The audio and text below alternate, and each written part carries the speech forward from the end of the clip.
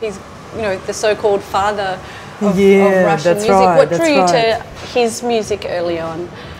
Well, like you said, you know, he's the place where old Russian, authentic, so-called indigenous Russian music really begins, you know. And interestingly, Glinka was actually a citizen of the world, you know. He traveled the world, he went to Italy, he studied European music, you know. And then he came back, he became associated with what's now known as the Mighty Five, or the Mighty Handful, you know, a bunch of 5 composers who were devoted and dedicated to developing an authentic Russian style of music. Which is also, it has to be said, very broad-ranging, and the music of Russia has continued to be as diverse as the country itself. Can you speak to that, I guess, in terms of the broad-ranging influences that Russian composers have always drawn on and have continued to draw on?